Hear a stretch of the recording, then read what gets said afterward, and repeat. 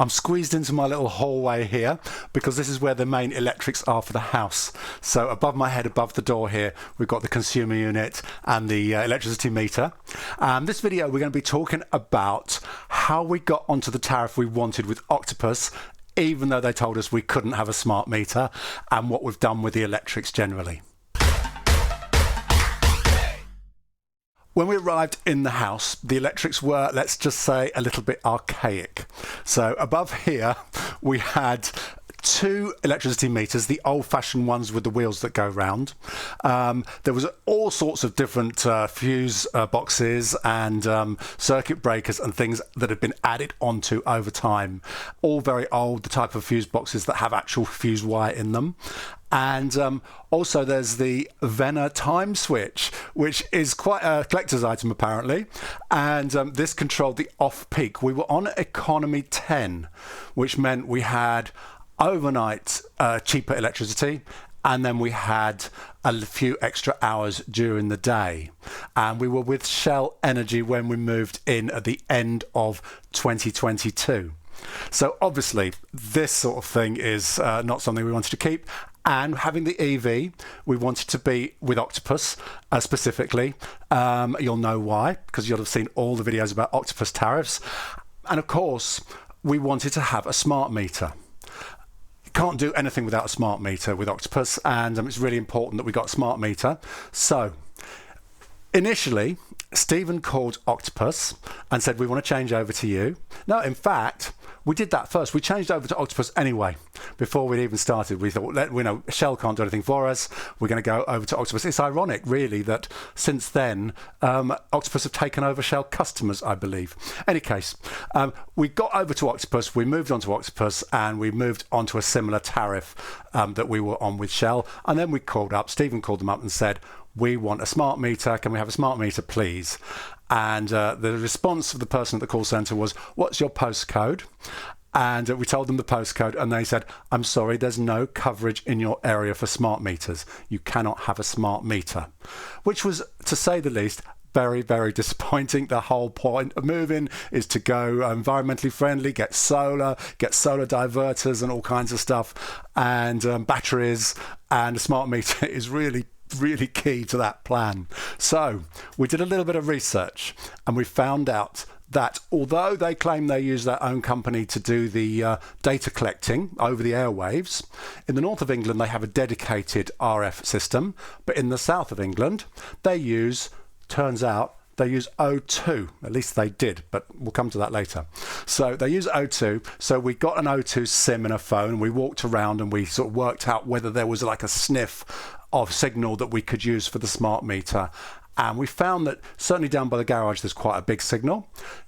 Up near the house outside there was a reasonable signal. In here, not so much.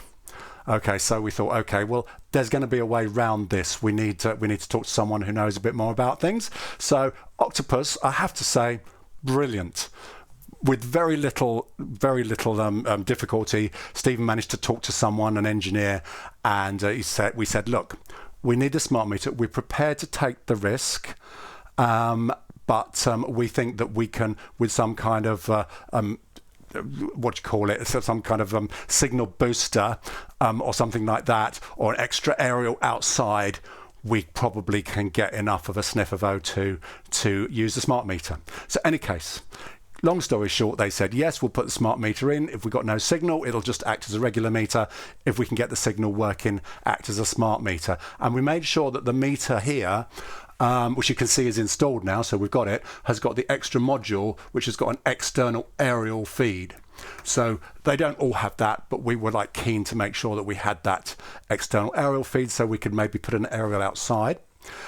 So the man came in, we actually managed to get the meter person to come in and put in the new meter on the same day that the electrician was here putting in the new consumer unit. So that worked out really well.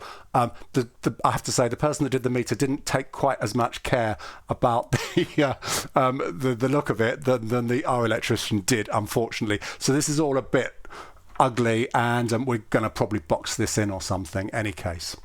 But let's just look at what we've got. Obviously we've got the incoming 100 amp fuse, which is the same as before. This comes from an overhead cable. Then we've got our new meter, which we have is an Octopus meter. And that gives us our ability to choose what tariff we want with Octopus. Then there's the main breaker and the new consumer unit, which we had put in, which has got a load of nice circuit breakers and lots of spare capacity as well. So that's brilliant. Really nice job they did. I have to say, the electricians, Joe was really good. Now you'll notice there's a couple of CT clamps on here. One of them is the CT clamp for the My Energy Zappy, which is down by the garage, or fixed to the outside of the garage for the EV. So that gives the Zappy knowledge of what power the house is drawing, which is really great for that My Energy app. The other CT clamp, we put this in. That is connected to a little module here, and that goes off into Home Assistant, which enables us, hopefully in the future, to make little adjustments. When we've got solar, when we've got batteries, we can monitor what's incoming, and we can use Home Assistant to do its business. It's really not my domain, that. Stephen sorts all that out. So that's what we've got there. Yeah, nice job. The rest of the electrics we haven't actually touched because it was not too bad, and the electrician tested everything and it was all perfectly okay. So we didn't have to have the house rewired, thank goodness. But what we did do is we had to have a new cable from the house to the garage. Now the garage is about 35 to 40 meters away from the house, and the Zappy for the car charging is on the outside of the garage. So they had, basically there was a cable under the ground to the garage, but it really wasn't powerful enough. So they said that they would need like a 16mm cross-sectional cable, which would give enough power for the Zappy. Then we chatted to the electrician while he was here, and we talked about our plans to put batteries in the garage and have solar panels and all that kind of stuff, and that we might end up having a lot more power going backwards and forwards to the garage. So we agreed to pay a little bit more, upgrade that cable to 25mm. Okay, so it's 120 amp cable, I believe. They dug a trench down the garden. They had a digger in, they dug a trench, they put a conduit in so that if we need to pull any more cables through, we can. And indeed we have done, since we pulled a network cable through to have Wi-Fi in the garage. Not quite sure why we need that, but we got it. That's that.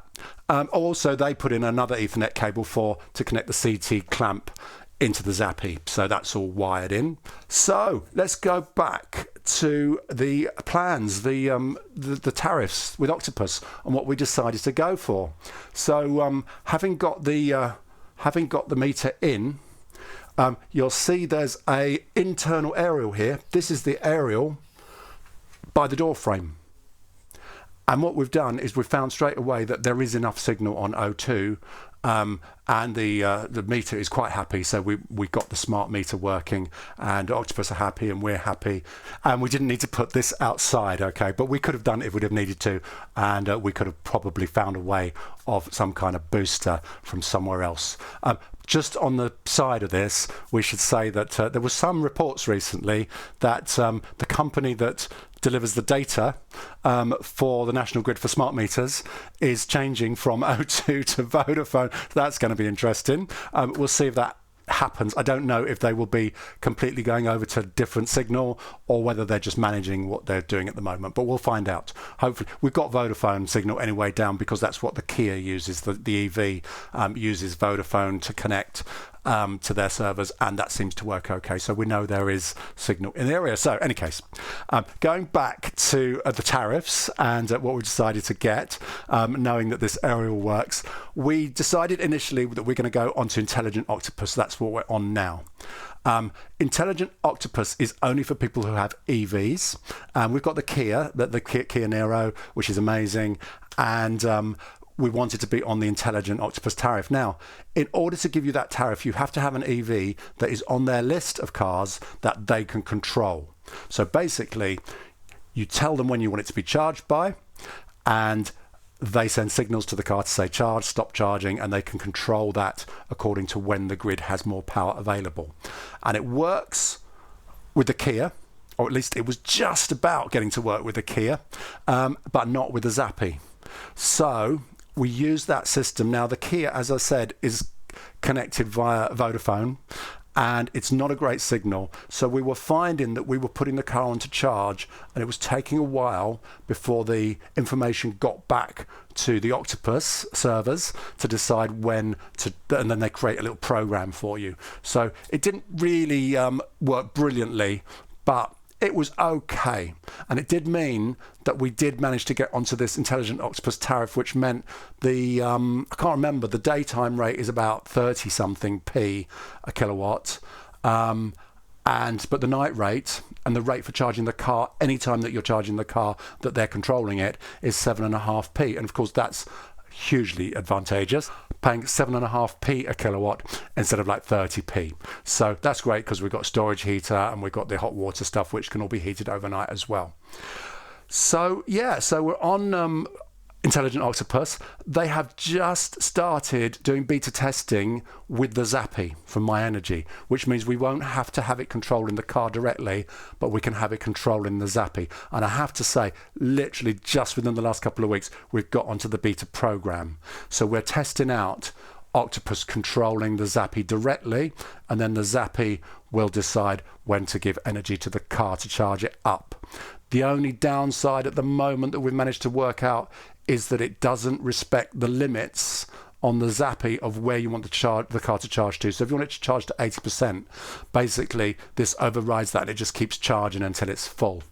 But what we found is if on the Kia we set it to charge only to 80%, that's fine. It will charge to 80% and then it will stop. But we have to do those two things separately at the moment. Hopefully they'll fix that. We'll be feeding that back to Octopus and MyEnergy as well. So that's it. That's what we've done so far. We've got our consumer unit all new. We've got our, thank goodness, our smart meter there from Octopus, and we're on Intelligent Octopus. All's good. So the next phase is the we're going to look into solar panels and we're going to look into batteries. Currently we're thinking about Give Energy all-in-ones, which look really good and good value for money, and solar panels we're sort of thinking about where they're going to go. We've got enough space in the garden for a small array, so that's what we're hoping to do. So more videos coming up soon. Please, if you're new to this channel, and you probably are because this is only my second video ever on this channel, then please hit the subscribe button. There'll be more stuff coming up. We'll tell you about what we're doing here at Bohemia, and we will be posting a lot more videos, all the DIY stuff, the projects, maybe a few other reviews and things of I've got so many power tools to review, I'll tell you. It's a new world to me. But in any case, we'll do those on separate videos, and we'll show you what we're doing. We're trying to do as much of the stuff here as we can ourselves, but to subscribe, like the video, and please comment below if you're interested in these kinds of things. Please comment below, and I'll try and answer any questions that I can. So yeah, see you for the next one soon. Take care. Bye bye.